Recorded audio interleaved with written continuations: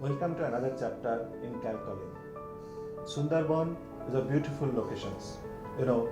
We can't think Sundarban without tourism. Now, if we are having tourism in Sundarban, and without Sundarban, Kolkata or maybe India is also in danger. We have a discussion point that if we increase the tourism or sustainable tourism, is it going to create a conflict or the conflicting situation between man and animal in Sundarban? Today we have eminent guest who has extensive work on Sundarban. We have Dr. Pradeep Vyas. He is retired IFS officer. He is also chief wildlife warden, West Bengal government. And we have Dr. Anurag Danda. He was the founder of Sundarban program in WWF. Currently he is associated ORF. We have Mr. Kunal Bhattacharya. He is the managing director of a company called Sustino, who is working on sustainable workspace. So coming to Dr. Vyas, you have extensive work. I guess 11 years of if your life you have spent on Sundarban. You are the director of Tiger Reserve, in Sundarban. So if you can enlighten us, what is your experience? How was Sundarban that time and how is Sundarban now? Yeah, you mentioned the sustainable tourism in Sundarban. So first thing is Sundarban. If Sundarban is not there, tourism or sustainability question doesn't come. I will say I have seen Sundarban's many faces. I have worked as a joint director Sundarban Biosphere Reserve, as a director Sundarban Biosphere Reserve, as a field director Sundarban Tiger Reserve, and of course as a chief wildlife warden of the state, I was responsible for this also. In the year 2001, I call it as the watershed year for Sundarban. 2 tigers, they were lynched by the people. There is a phenomenon which is known as the tiger straying. When for many reasons tiger come out of the forest, in the villages they come. Most of the time they come back, but occasionally it happens that they are unable to come back for various reasons. And at that time, one in Pakhirale, and when this tiger which was hiding in this, it was killed by mob and it was cut into pieces, put in the gunny bags, it was thrown in the river. And it's the October 2001, another incident happened in this Kultuli area, the Sundarban, and there a forest guard's gun was snatched and tiger was shot dead. So certainly this situation was not good for Sundarban, for its people as well as for anybody who want to sustain the things in Sundarban. So thereafter, so many steps has been taken, in which first we thought, why tiger come out? If we can reduce their coming out. Number 2, if at all in spite of our efforts, if they reach in the village, why these people should kill them? Why they should not help tiger to come back or inform us? So that was another step. And then we should have third, capacity to reach to the spot within an hour whenever information comes, so that we can tranquilize and take it tiger back. I will say in short, because it may otherwise become long story. Lot of efforts were done and a unique nylon net fence was developed, which is now in between the villages and the forest fringe, this interface. It's now more than 200 kilometers and it has stopped almost 98% of the tiger straying. Then villagers has become friendly because we took massive eco-development programs and started joint forest management. So these villagers who were against us, they have accepted us as their friend and as well-wisher. And of course, lot of other, because Sundarban tiger's behavior was not known, still we know very little about. So we started so many other initiatives to know ecology of the tiger, and then we were involved in NGOs, in all, you can say, I call it in one word, the holistic management. And result is in front of everyone. During my tenure itself, we rescued more than 55 tigers and they were released back or they were driven back. I am sure if the old situation would have been there, some of them would have been killed. So presently you can say, because of the so many steps which has been taken. Sundarban is one of the finest managed park of the India. Yeah. Okay, Dr. Bass, as Yeah. you correctly, you have brought a very, important term is that, development. As you Yeah. said, that economic development Yeah. has happened since 2001. If we earmark as a 2000 year as the year, so do you think that that the economic development goes hand in hand because you taken care of the people, and that's why they became not so hostile, they became friendly too. So if we talk about from the tourism perspective, so what are the ideas of development that comes to your mind? My philosophy goes that man is a very selfish creature. We never tried to save the nature until unless we realized that we will perish. Wildlife Protection Act came in 1972. Till 1972, everybody was free to kill tigers or any other animals. But when we realized these species will go away, and when with these species the forest will go away, and we will be in trouble, then man approach. So everything is being done. I also strongly believe, yes, up to some extent people do, and a small percentage, I will say reasonable percentage, people do it for many reasons, but a big section of the society, they always look, and there is nothing wrong in that, what I get in return.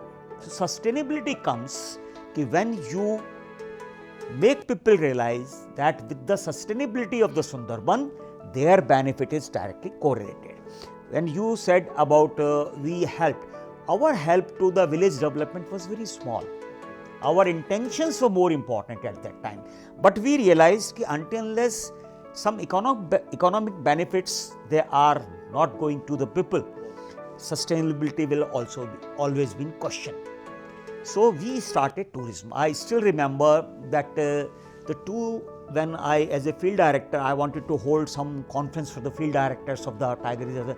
There was not a single place except Sajna Khali Tourist Lodge. It was also so shabby. So in short, there was no place in Sundarban where you could hold a meeting. At that time, 2 tourist lodges, they were coming up. One was, I am not naming anyone, one was coming and they were facing problems, people were hostile against them, we provided protection to them.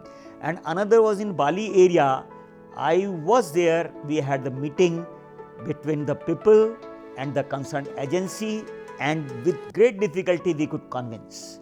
But gradually people have realized that this ecotourism has created a lot of job inside the tourist lodges, in the form of boats which take the tourist, guides, guide fees, and many others. Apart from that, a amendment in the law has been done that 25% of the revenue which is earned by the government from ecotourism, that is given back to the joint forest management committees. So in short, I can say that now a large number of people's livelihood in Sundarban is dependent directly on the Sundarban's survival.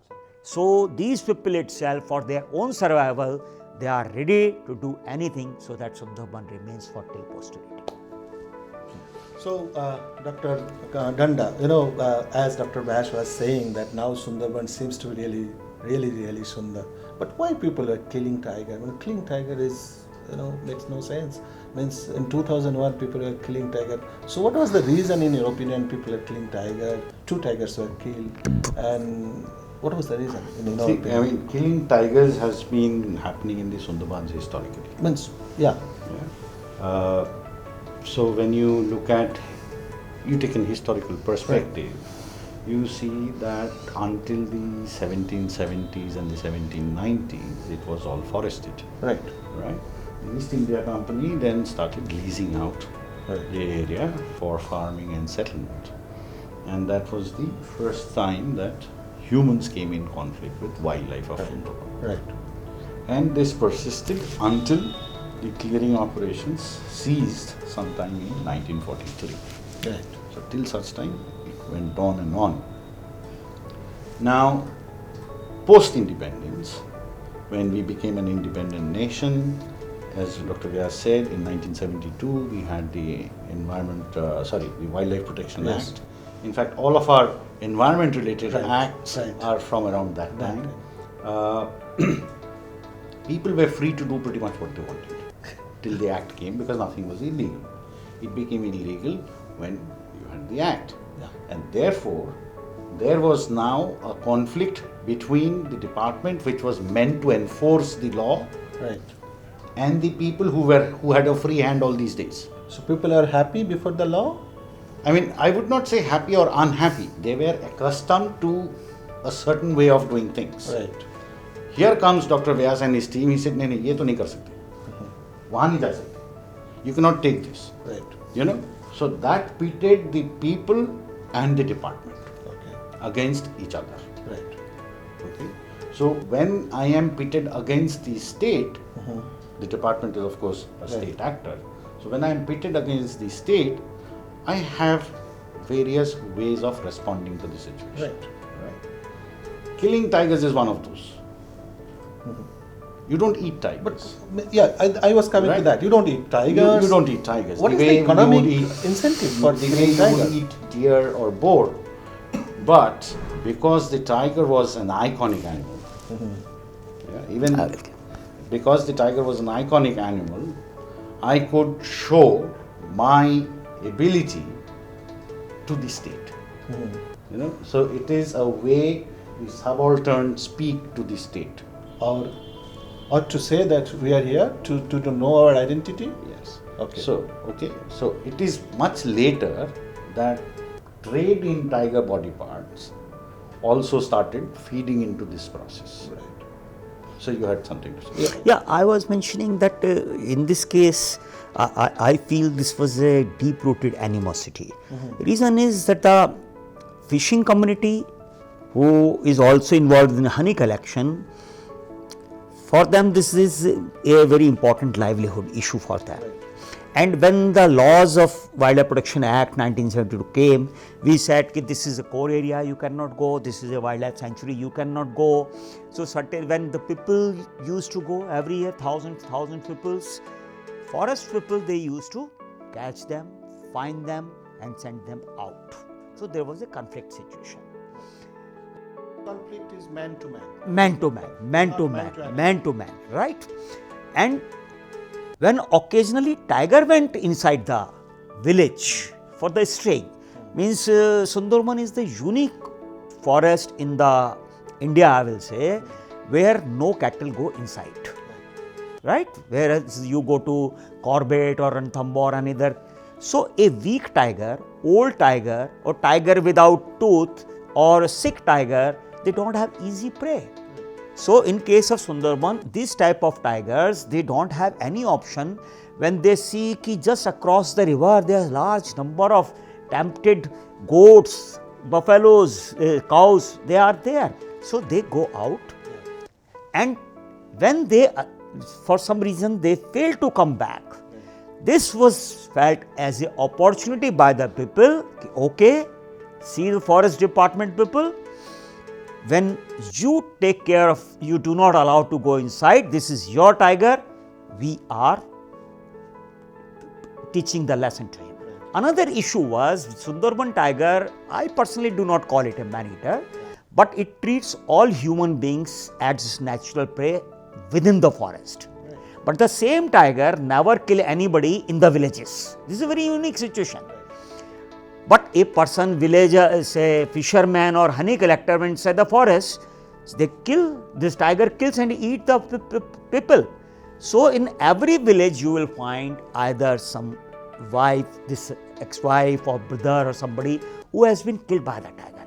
For these two reasons, they found that they have some animosity. They have to teach the lesson to the forest people and they have to teach the lesson to the tiger also. But I will appreciate the wisdom of the Sundarban people when I interacted with them in lot of meetings. Of course, later on, they openly admit that they are surviving because of the tiger. Asked, how? Bole, because of the tiger, we are afraid of going inside the forest. We remain on the boat. So, tiger is protecting the mangrove forest. And because of this mangrove forest, the cyclones and all this which come, they are stopped or reduced by the mangrove forest. So, if tiger is not there, mangrove will go and our villages will also go. Yeah. So there's a very interesting, interesting point that once in one side tiger is a destroyer, is an eater, and another side is Protector. a protector. Yes. Yeah, I think it's coming to Dr. Danda. You were the founder of Sundarban program in WWF. Okay. So so WWF has been not only doing the wildlife protections and other things. There were many things. In your program also, whatever I know. So what are the sustainable practices you've been introduced to through this program? Because what I learned from Dr. Vyas, that's from 2000 onwards, now people are not hostile. So there is a change. So do you think that your program has brought or contributed some amount of changes to that thing? Since I have partnered Dr. Vyas, I would rather let him speak on this, whether we were able to make any positive change. I leave it to him.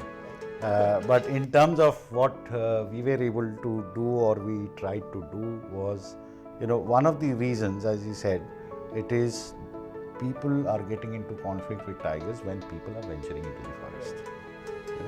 Either for fish, crab, honey, whatever it be. Besides the interaction, hostile interaction with the forest department personnel. Our rationale was, if I were to reduce this time, so essentially reducing exposure. Right. If you are a villager, and if I make you busy in the village itself, you have less time to venture into the forest. With less time into the forest, your exposure gets reduced, and the chances of a conflict situation is that much less. To be able to do this, what we did was we encouraged farming. Yeah. We brought in energy services when there was no modern energy service in that sense. We tried to establish market linkages, so that whatever these people produced could fetch a price. In my own measure, most of these were actually not very successful. When we tried to bring in market linkages, we realized that any raw material that we take to the Sundarban, get it finished and bring it back to the market, we've outpriced ourselves. Right? And if you produce it in enough numbers, the local market is not big enough to absorb all of that production. So it's a supply chain issue. It's a supply chain issue. And at that time, the connectivity with that area was also not what it is today. Absolutely. It would take you an entire day just to get there and another day to get back. 3 hours. Yeah, so it's now down to 3.5 hours at the max. So that situation has changed. So probably linkages would be better established now. Also, when we started looking into the agricultural produce of the area, the subsistence agriculture is obviously paddy, and that paddy is meant for consumption, except for those families that have enough land and can sell paddy. For most people, it's subsistence. So paddy was not something that you could trade in, but paddy had shelf life. But paddy also did not have processing plants in that region. So even if you wanted, you could not make it commercial. So we started looking at other crops, fruit crops, vegetable crops. And then we realized that yes, you could produce all of that, but at the same time, if you did not have cold chain, you had perishability as a problem. So, until you address that, and this was also the time when you did not have energy services, as I said. So that was again a problem area that we faced, and I did not get around to addressing that. But what we got around to addressing was bringing power, solar power. Our first initiative was in fact fairly large. It was a full-fledged solar power station. And the way we built the institution around the solar power station, it's now 10 years, it still works, and it is the villagers who manage it. Neither WWF nor other partners who were part of that initiative at that time have any role to play in that system. Interestingly now, what has happened, that power station still works, the community has power, and the formal electrification process has also reached the same place. But given that this is a full-fledged power station with its own distribution network, the grid network and this grid, microgrid, are facing off each other and nobody knows what to do. You know, so the energy cooperative. Now it's an energy conflict. Now it is an energy conflict. Yeah, you know, instead of that conflict, it could be a win-win. Right. But that needs policy changes. For example, this energy cooperative that we had established at that time, they were selling energy only to the members. Right. Here is an opportunity where they can sell energy to the grid and can make money in the process. But having introduced modern energy services, we realized it has a multiplier effect. You have various enterprises that come up. You have entertainment avenues that keep people busy. You know, people fight amongst themselves. The husband and wife are fighting. Somebody wants to watch something else. The wife wants to watch something else. The children want to watch something else altogether. You know, so their time started increasingly becoming less and less towards exploiting the resources. So I think this was one where we were quite successful. Yeah.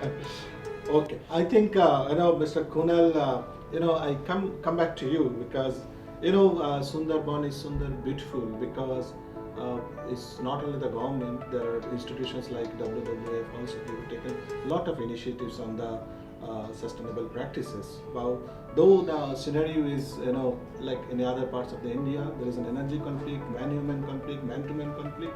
But coming to your organizations, you have been working on sustainable practices. Okay, so in Sundarban, if you're talking about tourism, if you're talking about energy practices, so what are the idea you can have around Sundarban? Do you think that Sundarban is also uncontrolled in your organizations? Because it sounds so well. Yeah, see, Sundarbans it's a large area. I think the Indian part of Sundarbans is about more than 9,600 square kilometers, which is 40% of the entire area because 60% belongs to Bangladesh.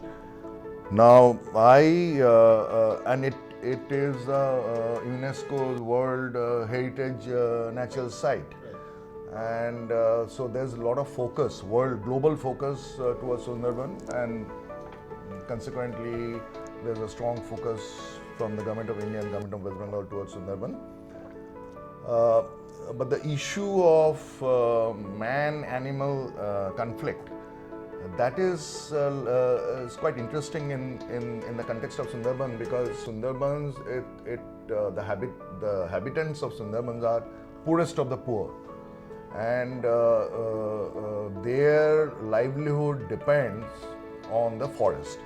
As Dr. Danda has pointed out, that's agriculture, more of agriculture in Sundarban perhaps would help people to get into the forest, which is a natural habitat of the wild animals, and the conflict will be reduced. I have a problem with that. I don't know that the kind of water which that area has, I'm talking about the soil water, whether all crops which are normally grown in other parts of the country can be grown there. So I don't know how far the agricultural movement in Sundarban to prevent people from getting into the forest can be achieved. I mean, how the success, I don't know.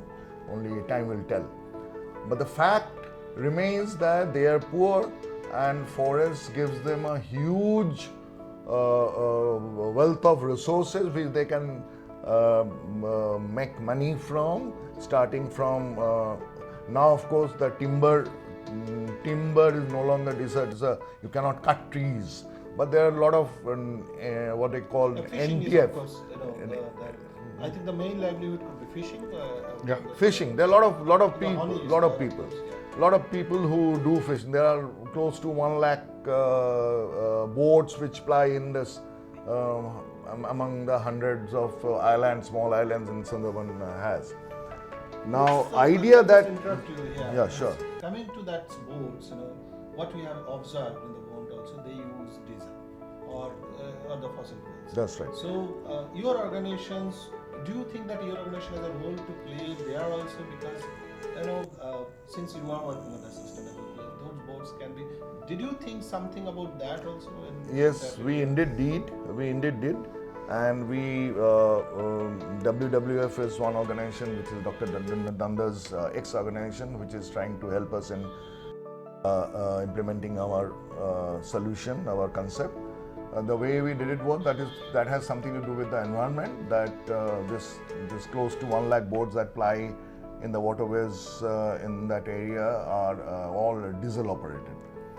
And diesel, everybody knows, is the kind of harm it causes to the environment, to the people, to the soil, to the air, to the water, damaging the natural the species and all that.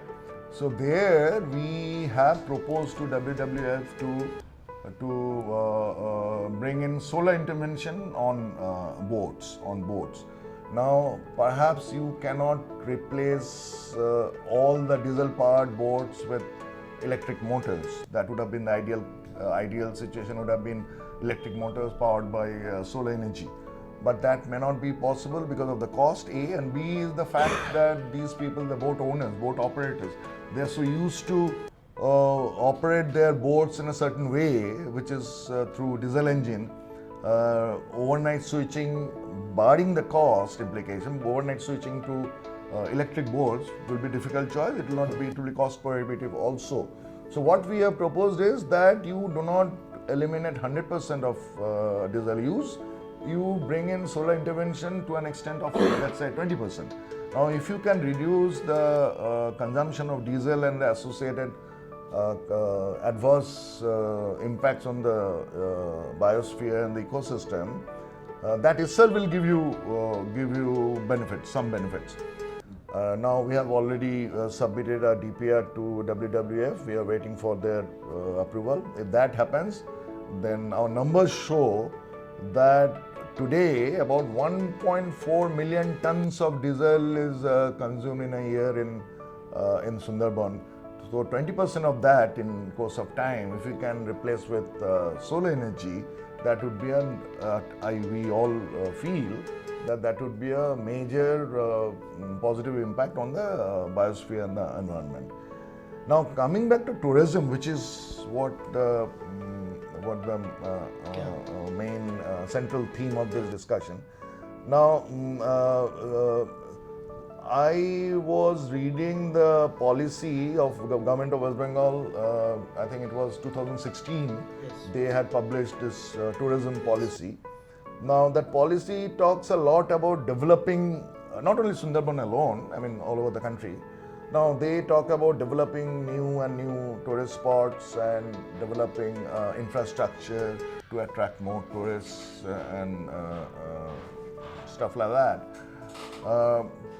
Now Sundarban will have to have a different perspective. I mean the policy that otherwise applies to the entire country, all other places where tourists are likely to go and all that, will have to have some special focus on Sundarban.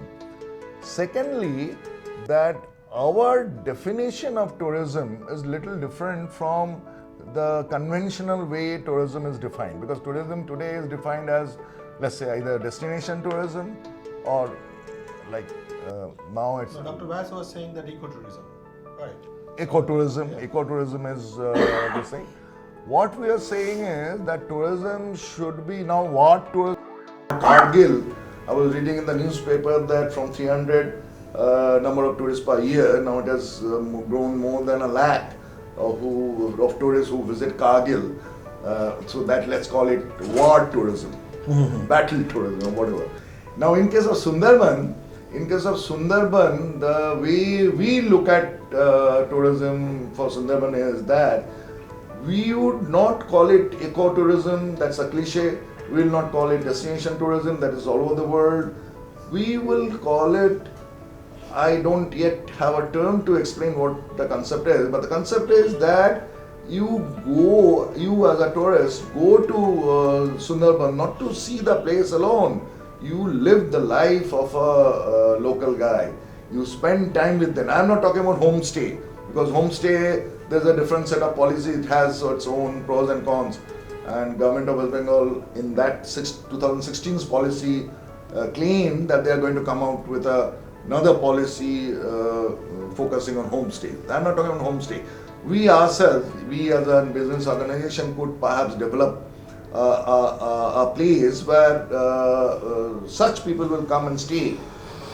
But they are going to live a life of a local guy as he or she lives his or her life in a day.